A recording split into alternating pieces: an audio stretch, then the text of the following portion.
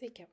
Pristatau Jums automatinį mokėjimų įskaitimo modulį, kurio pagalba lengvai galėsite gautus mokėjimus priskirti jau Jūsų išrašytoms sąskaitoms klientams.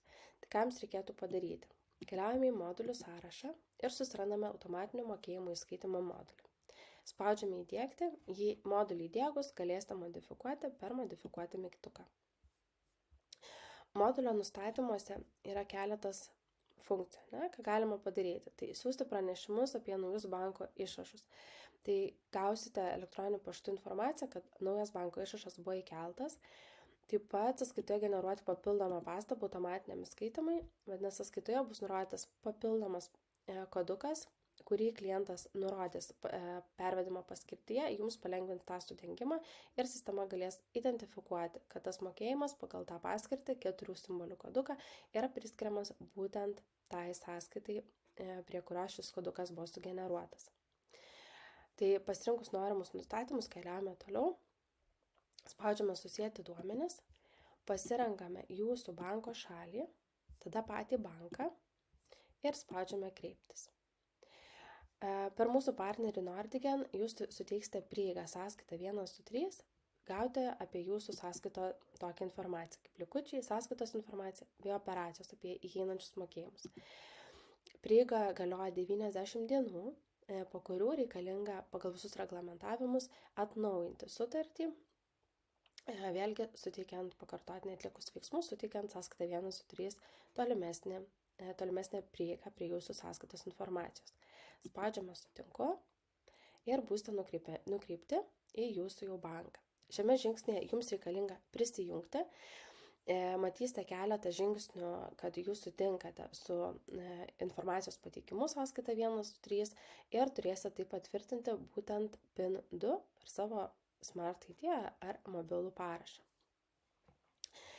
Ir tokiu būdu jau bus sąsaja įdiegta, matysite banko pavadinimą, kai sąsaja sėkmingai suintegruota, statusas, kad patvirtinta, patvirtinimo data, kada buvo paskutinis atnaujinimas ir iki kada galioja būtent šitą sąsają.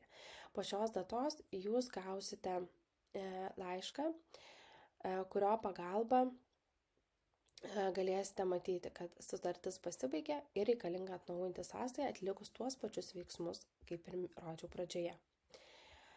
Taigi, nustatymą atlikti, sąsaja atlikta, dabar keliaujame, parodysiu, kaip atrodo tas kodukas, kuris generuojamas sukūrus sąskaitą ir siunčiant klientų. Kodukas sugeneruojamas yra kiek žemiau, pavedimo paskirtyje įterpkite kodą. Tai gali būti vien tik 4 skaičiai, gali būti raidės, gali būti mišrus, tai klientui užtenka paskirtyje nurodyti šitą koduką, kad jo pervesta suma būtų priskirta būtent šiai sąskaitai. Taip pat klientas gali nurodyti paskirtyje tiek visą šį tekstą, kad serija SF numeris 29 arba SF tarpas 29 arba SF be tarpo 29 ir sistema jau turėtų sudengti šiuos mokėjimus. Kai mokėjimai yra sudengiami, jūs matysite prie mokėjimų, kad mokėjimo sudengtas ir būtent, kad tai atliktas SIP pagalba, tai būtent automatinio mokėjimų įskaitimo pagalba. Taip pat įvykių istorijoje matysite SIP mokėjimų istoriją, kokie mokėjimai buvo sudengti būtent šio modulio pagalba. Pasibaigus sutarčiai, laiškas, kurį jūs gausite, atrodys taip. Tai būtent tai ir reikš, kad jūsų šita sutartis pasibaigė, praėjo 90 dienų ir reikalinga prieiga suteikti iš naujo.